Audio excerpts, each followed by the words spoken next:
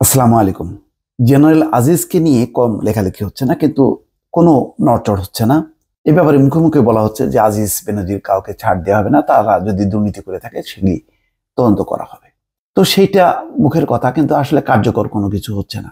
এদিকে আজিজের যে দুই ভাই এবং তার স্ত্রীরা যে এনআইডি পরিবর্তন করেছেন, জালিয়াতি করেছেন, এটি প্রকাশ্যে এসছে। একেবারে নাম কি নামে, এরপরেও দেখা যাচ্ছে বিকার নেই। সর্বশেষ একটা অগ্রগতি আছে দর্শক, সেই খবরটি আপনাদের সামনে জানাচ্ছি। আজিজের দুই ভাইয়ের এনআইডি জালিয়াতি তদন্তে ইসির কমিটি, অর্থাৎ নির্বাচন কমিশন একটা তদন্ত কমিটি গঠন করেছে। আজিজ আহমেদের দুই ভাই হারিস আহমেদ ও তোফায়েল আহমেদ ওরফে জোসেফের জাতীয় পরিচয়পত্র জালিয়াতির ঘটনায় তদন্ত কমিটি গঠন করেছে নির্বাচন কমিশন। রোববার রাতে আজকে পত্রিকাকে এই তথ্য নিশ্চিত করেছেন জাতীয় পরিচয় নিবন্ধন অনুবিভাগের মহাপরিচালক মোহাম্মদ মাহবুব আলম তালুকদার। তিনি বলেন, তদন্ত কমিটি গঠন করা হয়েছে, তদন্ত কমিটি কাজ করছে। সংশ্লিষ্ট সূত্র বলছে, বিষয়টি তদন্ত করার জন্য ইসির একজন যুগ্ম সচিবকে প্রধান করে 3 সদস্যের তদন্ত কমিটি গঠন করা হয়েছে। সম্প্রতি তাদের এনআইডি জালিয়াতির বিষয়টি প্রকাশ্যে আসলে ইসি বিষয়টি তদন্ত করার সিদ্ধান্ত নেয়। খুব দুর্ভাগ্যজনক। গণমাধ্যমে পত্রিকায় আসে, তারপর তারা তদন্ত করে, তাদের নিজস্ব কোনো অনুসন্ধান নেই। দুর্ভাগ্য। গণমাধ্যমের খবর নিজেদের নামের পাশাপাশি মা বাবার নামও বদল করেছেন আজিজ আহমেদের এই দুই ভাই। হারিস আহমেদ এনআইডিতে মোহাম্মদ হাসান আর জোসেফ নাম পরিবর্তন করে লিখেছেন তানভীর আহমেদ তানজিল। 2018 সালের জুন থেকে 2021 সালের জুন পর্যন্ত 3 বছর বাংলাদেশের চিফ অফ আর্মি স্টাফ ছিলেন জেনারেল আজিজ আহমেদ।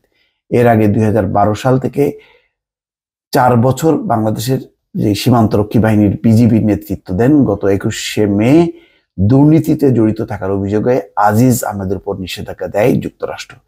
তবে তার বিরুদ্ধে আনা অভিযোগ অস্বীকার করেছেন আজিজ আহমেদ।